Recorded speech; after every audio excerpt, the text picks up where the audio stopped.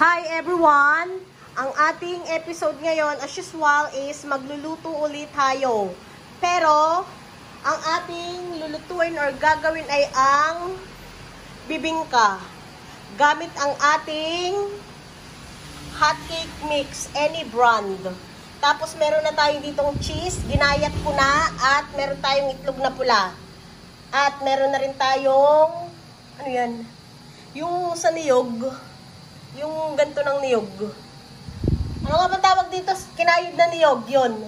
Tapos meron tayong itlog. Dito yan sa ating imimix na hot cake. May tubig siya, tsaka may itlog. Tapos itong ating margarine or kung meron kayong butter, dito natin yan gagamitin. Tara, luto na tayo! Simulan na muna natin mga Mars ang ating panggawa nito. Ilan to? 200 grams. Wow. Egg. And water. 1 cup. Tinansya ko na siya ng 1 cup, kaya nilagay ko na agad diretso kasi yun ang nakalagay sa instruction ng hot cake mix. Hindi siya masyadong malabnaw, hindi rin siya masyadong malapot kasi ito ay gagawin nating pabibingka. Mga Mars, ganito ko na siya nahalo. Paano ba to? Ganito na yung kinalabasan ng aking paghahalo. Hindi masyadong maraming tubig at hindi rin masyadong kaunti. Ganito lang siya kalapot. Yan. Tapos, meron na tayo ditong dahon ng saging. Inilahid ko na ito. Inilahid or idinara, whatever. Kaya, naging brown na yung color niyan. Tara, luto na tayo!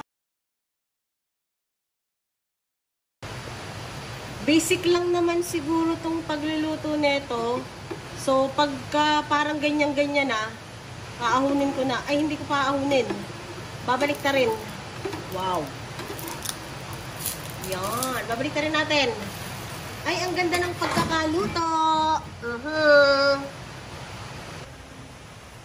Maglagay tayo ng dahon.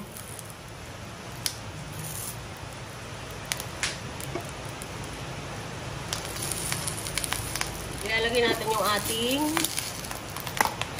hot cake na niluto.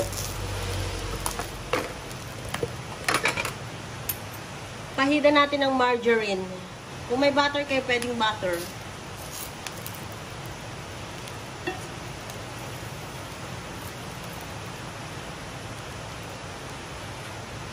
Hininaan ko lang yung apoy. Baka masyunog eva.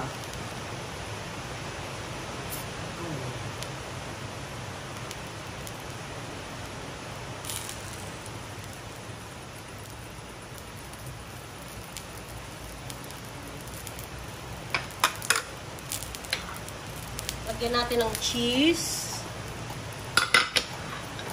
Tsaka itlog na pula.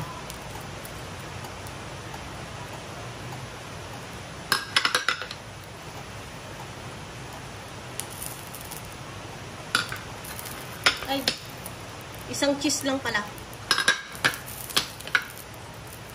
At itlog na. Bahala kayo kung ilang cheese ang gusto nyo ilagay. Tapos, lalagyan natin ng kinayod na niyog. Hindi masyadong madami.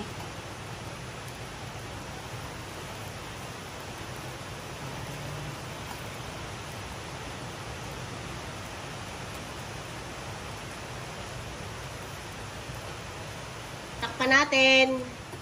Balikan natin siya maya-maya.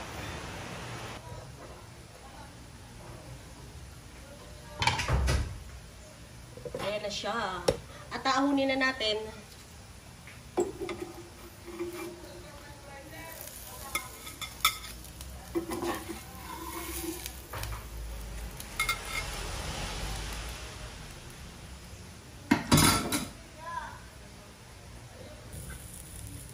Ito na yung last nating niluluto. Medyo malaki ito kasi pinag-isa ko na siya instead of dalawa. Yan.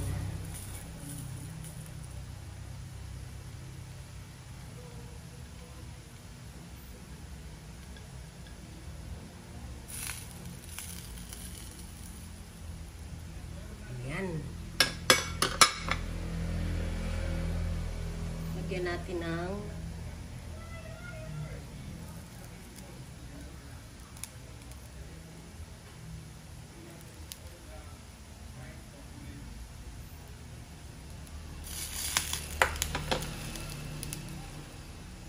lagyan ulit natin sa ibabaw ng margarine.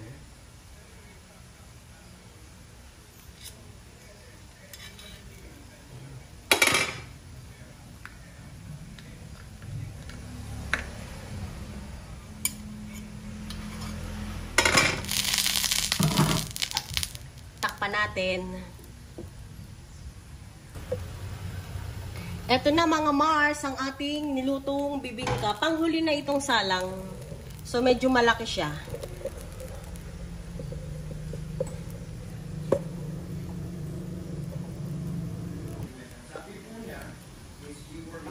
Ano lasa? Hindi nga. Patingin nga kung ano lasa.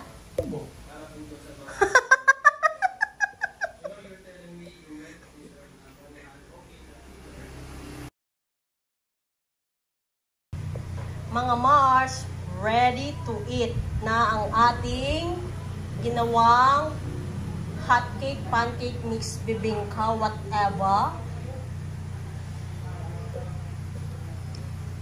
Sa 200 grams, yan lahat ang lumabas. Tapos dalawang itlog at saka 90 grams na cheese. Mas maganda yung gagamitin yung cheese ay yung nagme-melt. Ito kasi ordinary cheese lang to eh. Hindi naman siya totally mauubos yung ganun kalaki na cheese. Parang kalahati lang naubos ko.